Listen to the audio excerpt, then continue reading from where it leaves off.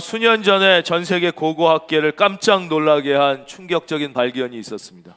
3,000년이나 된 미라가 발견된 것입니다. 3,000년이나 된 미라가 거의 인체의 모습을 그대로 유지한 채 발견돼서 얼마나 큰 고고학적 사건이었냐면 시사주간지인 타임지에서, 고고학지가 아닌 시사주간지인 타임지에서 특집 기사로 다루고 막 전면 기사로 커버 스토리로 다뤘던 사건입니다. 그런데 이 발견에서 큰 논쟁이 된 것은 그 미라에 대한 것이 아니라, 미라는 여러 차례 발견이 됐었잖아요.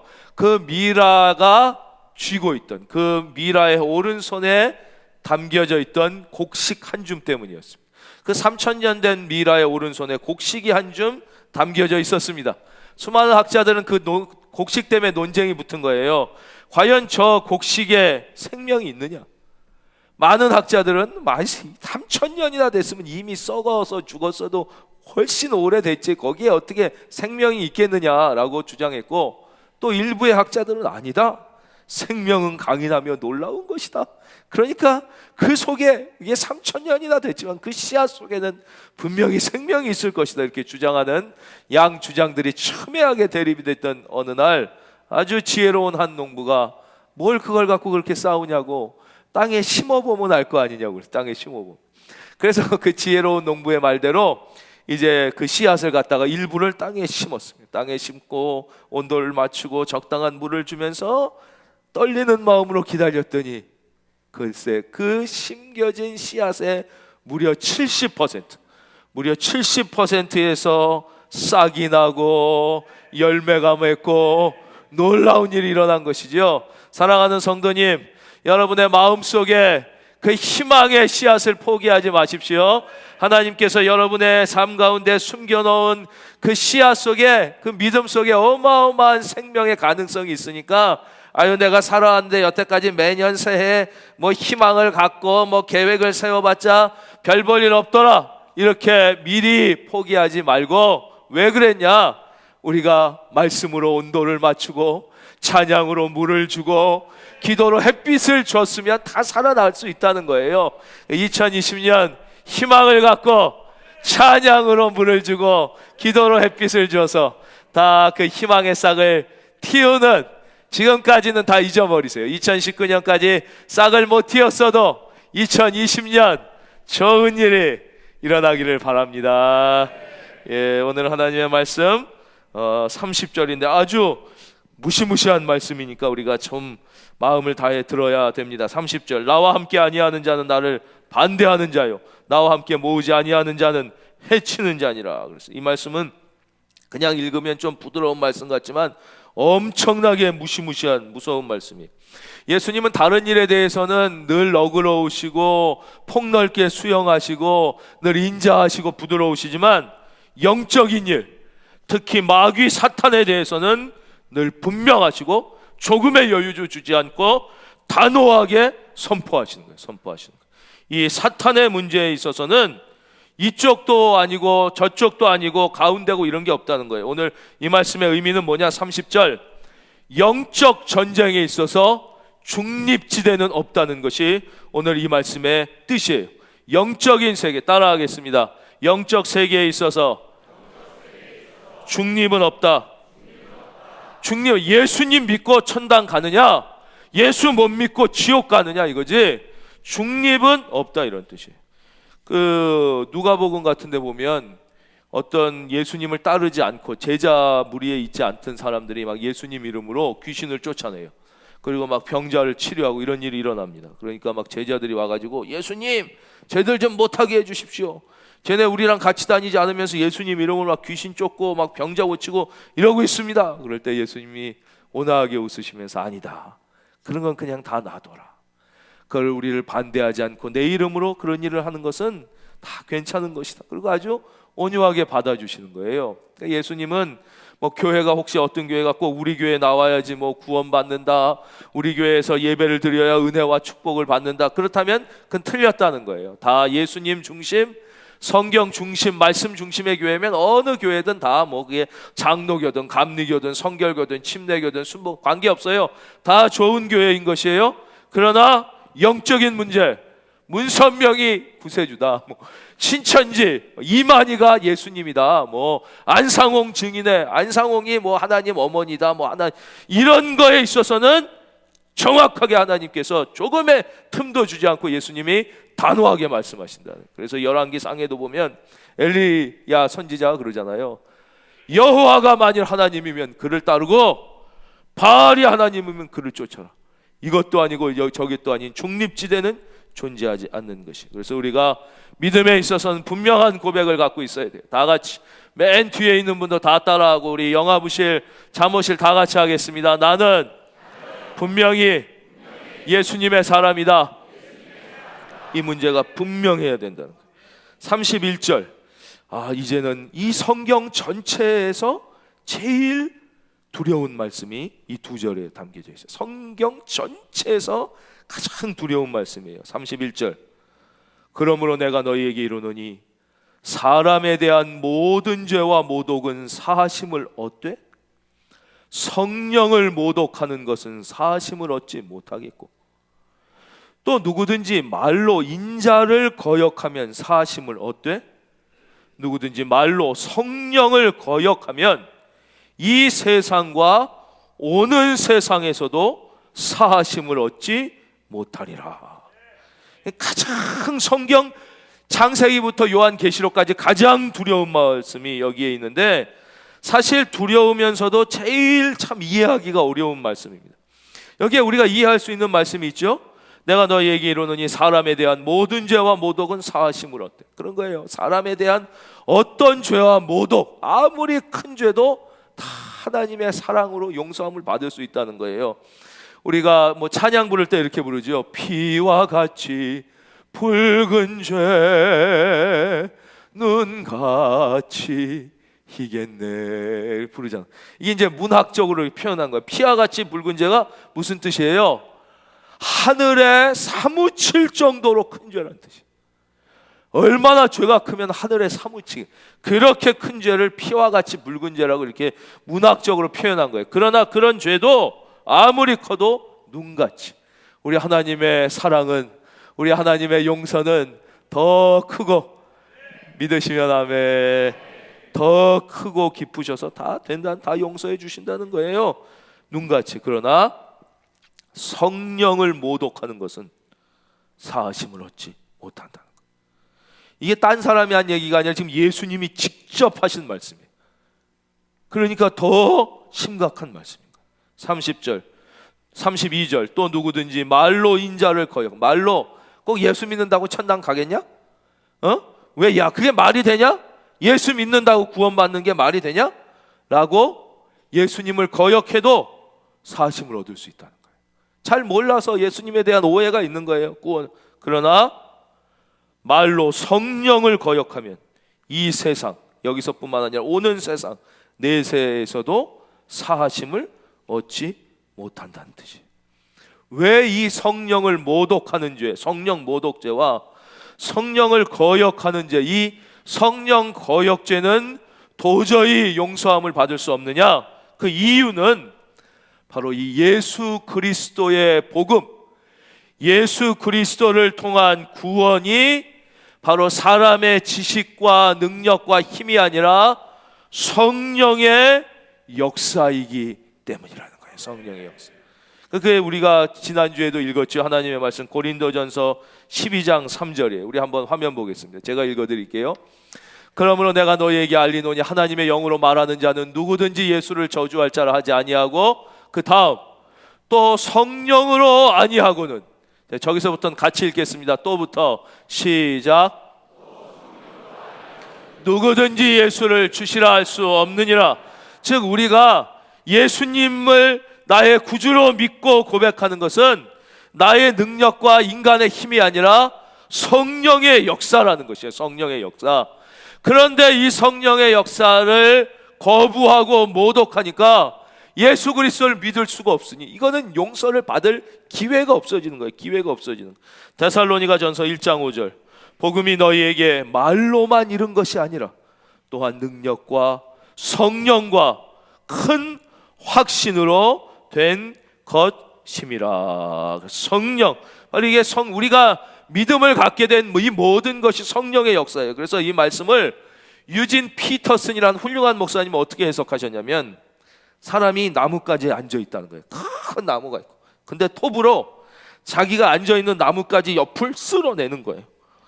그러면 자기가 앉아 있는데 그 가지를 자기 톱으로 쓸어내면 당연히 아래로 떨어지지, 안 떨어질 일이 없다는 거예요. 이게 바로 성령을 모독하고 거부하는 행위라는 거예요. 즉 우리에게 구원을 주시는 게 성령의 감동으로 되는 것인데, 그 성령을 모독하고 성령의 감동을 주실 때 우리 중에도 그런 마음을 느낄 때가 있잖아요.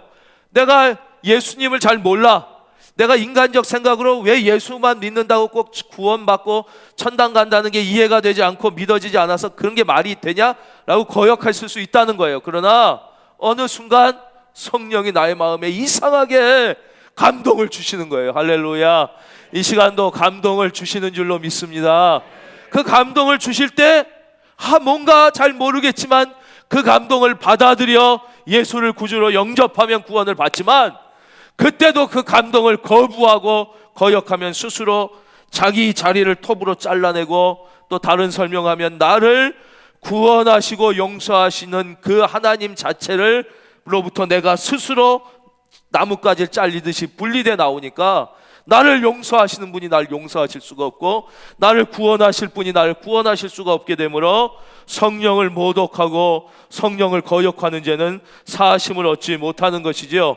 그러므로 사랑하는 성도님, 성령이 감동하실 때, 성령이 말씀하실 때 의도적으로 고의적으로 그 말을 외면하고 모독하고 거역하지 말고 받아들이시기를 성령의 이름으로 축원합니다.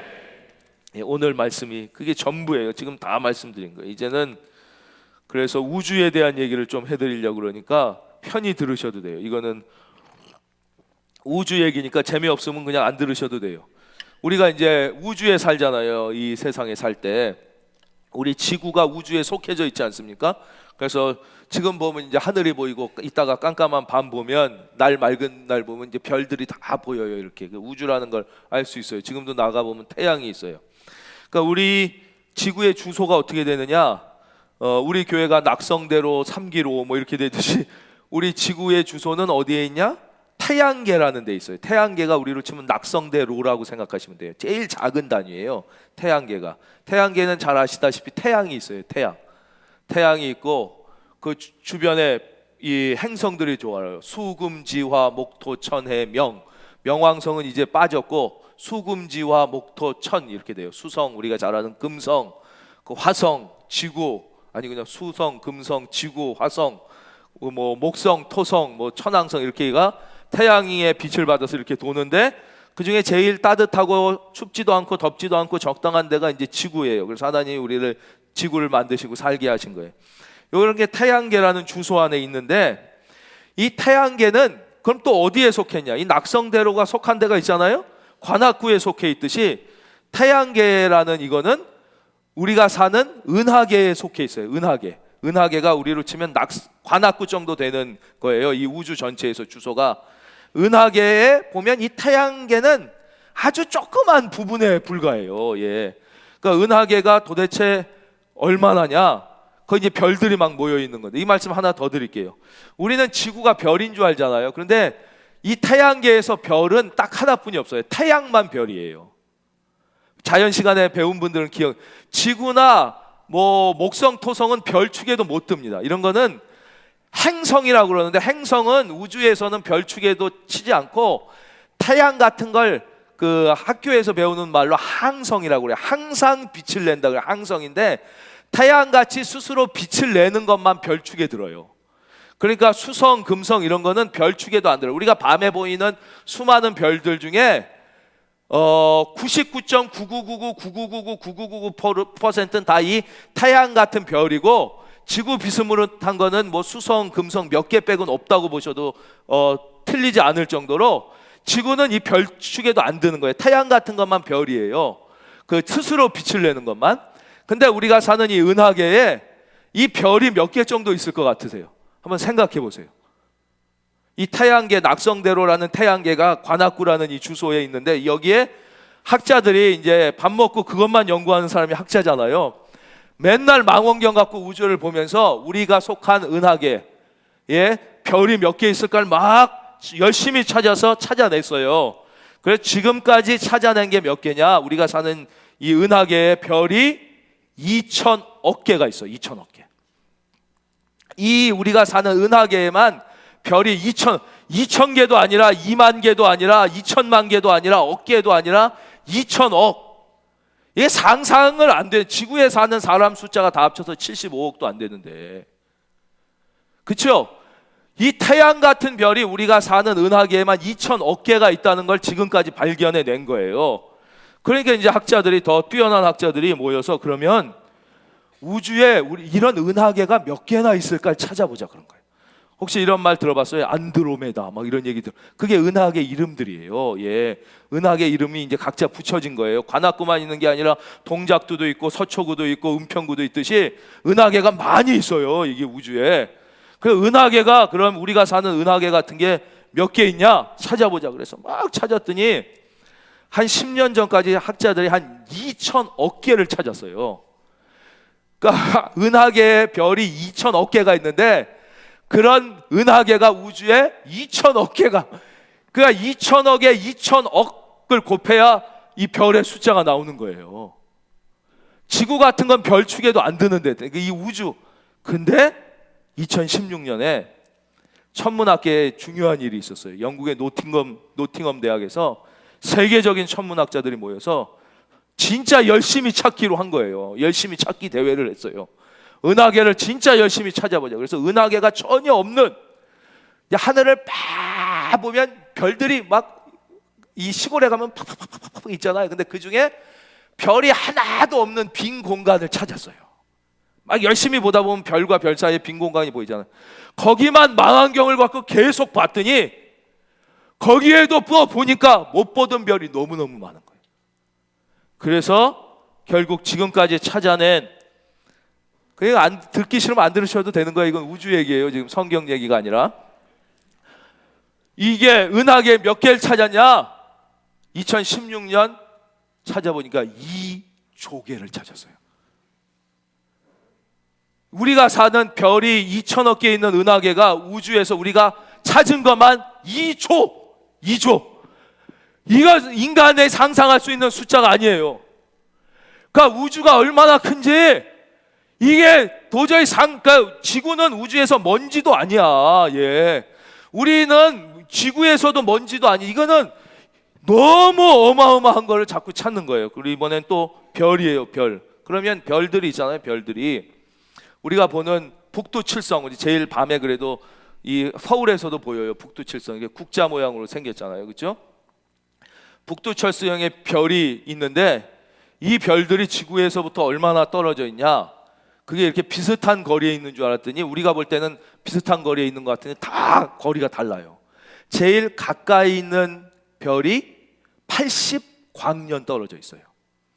그리고 북두칠성 중에 멀리 있는 별은 120광년 떨어져 있어요. 광년이라는 건 뭐냐면 잘 아시겠지만 빛의 속도로 1년을 가면 도달하는 거리를 1광년이라고 그래요. 빛도 속도가 있어요. 빛의 속도가 어느 정도인지 잘 아시잖아요. 빛의 속도가 초속 1초에 30만 킬로미터를 갑니다. 그래서 하는 순간 빛은 지구를 7바퀴 반을 돌고 온 거예요. 여기서 그러면 여기서 제가 빛을 딱 쏘면 하는 순간에 지구를 7바퀴 반을 도는 거예요. 너무 빨라서 우리는 빛이 속도가 없다고 생각하지만 빛도 소리가 있어요. 소리도 속도가 있잖아요. 그래서 우리가 큰 운동장에서 얘기하면 여기서 와 할 때 저기서 와우 와우 와우 이렇게 들리는 게 이 소리 속도 차이 때문에 그렇듯이 빛은 소리랑 비교도 안 되게 빨라요. 그래서 똑딱하면 지구를 7바퀴 반 도니까 우리가 지구에 살 땐 빛의 속도를 못 느끼는데, 우주는 너무 크니까 그 빛의 속도가 느껴요. 그래서 태양에서 빛을 쫙 쐈을 때 그 태양의 빛이 지구까지 오는데 얼마 걸리죠? 약 8분 20초 정도 걸리는 거예요. 바로 그 태양이랑 많이 떨어져 있어서. 그런데 북극성이 우리랑 얼마 떨어져 있다고요? 가까운 게 북두칠성이 80광년. 그러면 우리가 오늘 밤에 이제 밖에 나가서 별을 보세요. 북두칠성을 혹시 날 밝으면 찾아보시고 딱 보면 그 빛은 오늘 빛이 아니에요. 80년 전에 그 별에서 출발한 걸 지금 보는 거니까 지금 그 별이 있는지 없는지 우리는 몰라요. 80년 전 걸 보는 거예요. 하나님의 나라는 하루가 1000년 같고 1000년이 하루 같은 거예요. 우주는 과거와 현재가 공존합니다. 근데 우리가 그렇게 가까운 데 있는 별만 보는 게 아니에요. 인간이 눈으로 볼 수 있는 별 중에 이카루스라는 별이 한 가지의 별은 제일 멀리 있는 별을 볼 수 있는데 이 별의 거리가 어느 정도냐? 90억 광년이에요. 90억 년. 빛이 90억, 1억 년도 아니고, 우리는 뭐 지금 100년도 못 사는데 1000년도 아니라 10,000년도 아니라 1억 년, 90억 년을 달려가야 있는 그 먼 데서 있는 별을 우리가 여기서 보는 거예요. 물론 그냥 눈으로 잘 안 보여요. 망원경으로 봐야 돼요. 그러니까 그 별을 학자들이 오늘 딱 보면 사실은 그 별은 지금 있는 게 아니라 지금 있는지 없는지 몰라요. 90억 년 전에 쏜 빛을 지금 본 거예요. 이 상상이 됩니까? 그럼 도대체 우주는 얼마나 클까? 우주는 지금까지 우주의 크기를 학자들은 138억 광년 거리만큼 우주가 클 거라고 측정했어요. 빛으로 138억 년 가면 우주의 끝이 올 거라고 그랬어요. 그랬는데 최근 연구는 아니다. 우주가 팽창된다는 거예요. 그래서 어떤 학자는 436억 광년, 어떤 학자는 말도 안 되니까 지금 잘 듣지도 않으시는 거예요. 그렇죠? 나랑 너무 상관이 없어 보여. 예. 930억 광년. 이게 우리가 상상할 수 있는 수가 아니에요. 지금 그 정도 돼 있다는 거예요. 그러면 봅시다. 빛이 그만큼 빛의 속도로 달려서 900억 년을 갔어. 그럼 우주의 끝이야. 그럼 그 끝에는 뭐가 있을까요? 학자들마다 의견이 달려요. 그 끝에는 우주를 둘러싸고 있는 또 다른 우주가 있다는 주장이 있어요. 근데 안 가봐서 몰라. 다 이론이에요. 어떤 분은 아니다. 그 끝을 가면 그 끝이 이상하게 이 끝이랑 다시 통한다는 거예요. 막 만화 영화 보면 그런 거 있잖아요. 저기까지 끝까지 갔더니 뭐 똑같은 자리로 또 나온 우주는 그렇게 돼 있다. 몰라요. 근데 성경에서 사도 바울은 뭐라고 말씀하셨어요? 내가 천국에 가보니 3층 천이 있더라. 우리가 보는 이 하늘보다 그 하늘을 싸고 있는 우주가 있더라. 그 우주에 넘어 하나님이 계신 곳이 있는데 내가 니들에게 설명 안 한다. 왜냐? 말해도 못 알아듣는다. 왜냐?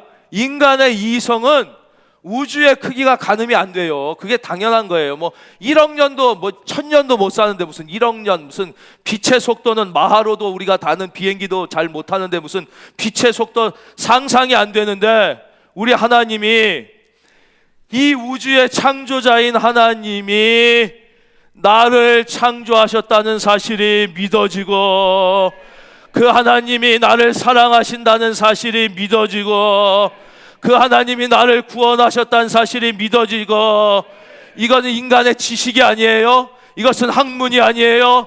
이것이 성령의 역사인 줄로 믿습니다. 즉 성령의 역사 아니군 인간은 하나님을 만날 길이 없다는 거예요.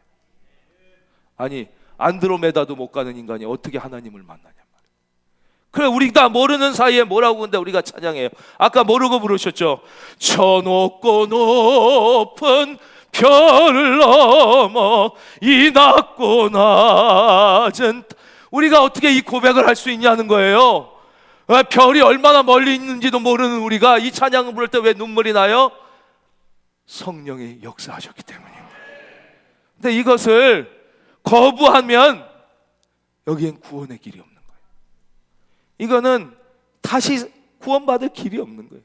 그 말씀하시는 거예요. 그 말씀. 이 우주도 이해 못하는 우리 중에 하나님을 아는 사람이 솔직히 누가 있냔 말이에요. 하나님을 다 아는 사람이 아무도 없는데 그 하나님이 나의 아버지로 느껴지고, 아버지라고 그럴 때 눈물이 나고, 그 하나님이 나를 보호하시고 인도하시고 붙잡아 주신다는 게 믿어지는 이 놀라운 기적. 여러분은 이미 성령의 사람인 줄로 믿습니다. 그럼 예수님은 왜 이 상황에서 이 말씀을 하셨냐? 왜 이 바리새인들과 사두개인들에게 이 말씀을 하셨냐 이거예요. 이 마지막 성령의 역사를 거부하며 사탄의 역사라고 욕하는 사람들에게, 그렇죠? 예수 믿는다고 구원이 어디 있냐? 교회가 다 장사하는 거지. 이렇게 얘기하는 사람이 지금도 있잖아요. 예수님이 마지막 경고를 하시는 거예요. 예수 믿는다고 구원 받냐? 이것이 도덕이고 삶을 좀 잘 사는 것이고 그런 것이지. 이 신앙을 액세서리처럼 생각하는 사람들에 대한 이게 예수님의 마지막 경고라는 거예요. 마지막 경고. 예수님이 십자가에 달리실 때 양옆에 강도가 있었어요. 한 강도는 웃기네, 너를 믿는다고 구원? 너 스스로나 구원해라. 지도 십자가에 달려 죽어가는 주제에, 그리고 예수님을 안 믿었어요. 마지막 경고를 무시했어요. 그러나 다른 한쪽의 강도는 주여 저를 기억하여 주시옵소서. 이 사람이 무슨 성경 공부한 것도 아니고 이 사람이 선교 훈련 받은 것도 아니에요. 뭐 착한 이랑 똑같은 강도지만 그는 그 마지막 경고, 성령의 역사를 거부하지 않고 주여 저를 구원하여 주옵소서. 내가 오늘 나와 함께 낙원에 있으리라. 구원받은 거예요. 이 두 사람의 결정적 차이는 무엇이냐? 마지막 성령의 역사 받아들였느냐, 그걸 끝까지 거부했느냐, 딱 그 차이만이에요. 우리 사랑하는 성도님, 늘 성령님이 말씀하실 때에 거부하지 말고 그것을 잘 받아들이시고, 또 혹시 이 중에 지금 이 말씀이 마지막 경고가 될 수 있는 분도 있으실 수 있어요. 그분은 또 기회가 있다고 미루지 마시고, 구원을 왜, 좋은 것을 왜 미뤄요? 또 어쩌면 이게 마지막일지 모른다니까요. 그 성령의 강권하심을 받아들여 2020년 나를 그렇게 사랑하시는 하나님 아버지와 함께, 예수님과 함께 승리하는 인생을 시작하시기를 성령님의 이름으로 축원드립니다.